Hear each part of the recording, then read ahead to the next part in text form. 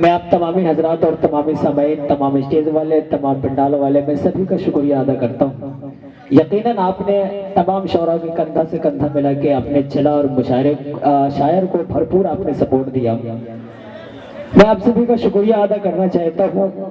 شاکر بھائی، ساجد بھائی اور ممتاز بھائی، ان سبھی کا شکریہ ادا کرنا چاہتا ہوں۔ اللہ ان سبھی کو سلامت رکھے۔ پھر انشاءاللہ حیات باقی رہی تو پھر کبھی آپ کا دیار میں حاضری ہوگی تو آپ سے ملاقات ہوگی۔ حضرت سامعین، وقت کی قلت ہے اور آپ کی فرمائش ہے کہ فیس بک والا، لیکن میں چاہتا ہوں پہلے رہنما صاحب کو سنا جائے، پھر اس کے بعد فیس بک والا پیار سنا جائے گا، تو دل کھول کے سنا جائے گا انشاءاللہ۔ بس آپ بیٹھے رہ جائیے گا۔ حضرت سامعین، تھوڑا سا پنڈال کے اندر میں دیکھ رہا ہوں کہ نوجوان کو زیادہ مستی کر رہے ہیں۔ میں چاہتا ہوں کہ استاد الشعراء تک پہنچوں اور استاد الشعراء کو کس انداز میں سنا جاتا ہے، ملک ہندوستان کس طرح سے اسے اپنے پلکوں پہ بیٹھائی ہوئی ہے، اس انداز میں آپ سن کے بتائیے۔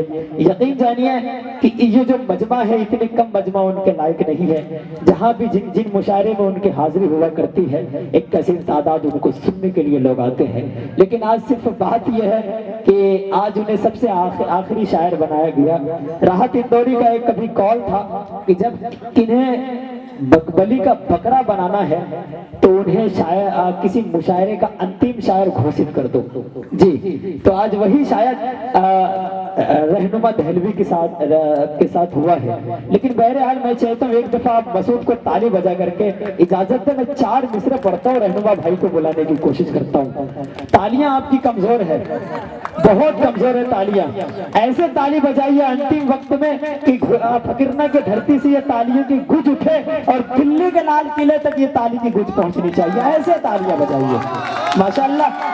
اب 4 مصرع پڑھتا ہوں۔ خورشید قمر صاحب کہاں ہیں؟ یہ وہی 4 مصرع جس 4 مصرع پہ مجھے کافی دھمکی ونکی ملی ماشاءاللہ۔ میں تھوڑا سا ہٹ کر کے اس وقت شاعری کرتا ہوں اور آپ کے مزاج بنانے کی کوشش کرتا ہوں۔ کہا کہ ہمارے دھن کو بھی وہ اپنا سمپتی سمجھتا ہے۔ اشارہ کہاں کروں گا میں بتانا نہیں چاہتا کہ میں مودی جی کی بات کر رہا ہوں، اب خود سمجھ جائیں گے، لیکن بہرحال 4 مصرع الگ انداز کا ہے، پھر انشاءاللہ حضرت والا آپ کے بیچ آ جائیں گے۔ کہا کہ ہمارے دھن کو بھی وہ اپنا سمپتی سمجھتا ہے، فیاض راہی صاحب، ہمارے دھن کو بھی وہ اپنا سمپتی سمجھتا ہے۔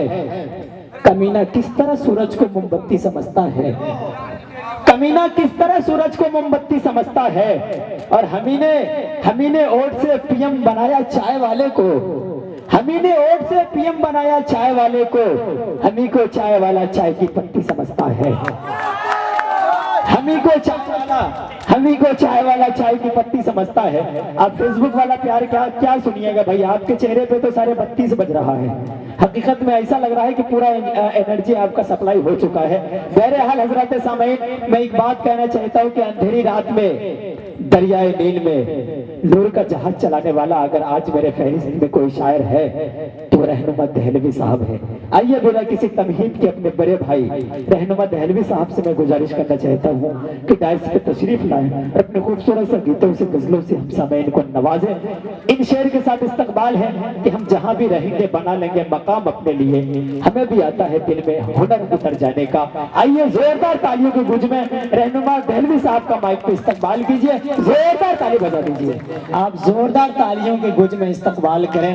یہ شاعر وہ شاعر ہے کہ جب نرپتگنج کے دھرتی پہ کبھی آل انڈیا مشاعرہ سجتا ہے تو آغاز انہی سے کیا جاتا ہے۔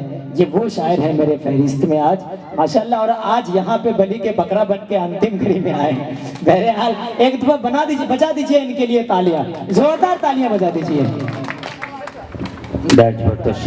یہ چہرہ اگر کسی کا ہے آج کے اس اسٹیج پہ تو ہمارے بڑے بھائی فیاض راہی صاحب کا ہے۔ آئیے بلا کسی تمہید کے اپنے بڑے بھائی فیاض راہی صاحب سے گزارش کرنا چاہتا ہوں کہ ڈائس پہ تشریف لائیں، اپنے خوبصورت سے کلام سے ہم سامعین کو نوازیں۔ آپ زوردار تالی سے نواز دیجیے۔ نشانی نکلی ان کے بک میں میری تصویر پرانی نکلی، ان کے بک میں میری تصویر پرانی نکلی، اور جسے معلوم نہ تھا پیارو محبت کیا ہے، جسے معلوم نہ تھا پیارو محبت کیا ہے، ارے وہ بھی پگلی میرے بچپن کی دیوانی نکلی، وہ بھی پگلی میرے بچپن کی دیوانی نکلی۔ اور ایک میسج تمام شادی شدہ اور جو بھی شادی کرنے والے ہیں سب کے حوالے ایک ہے کہ کہا کہ اپنی لیلا کو دور ہی رکھنا، اپنی लैला को दूर ही रखना, दिल शर्मसार हो भी सकता है।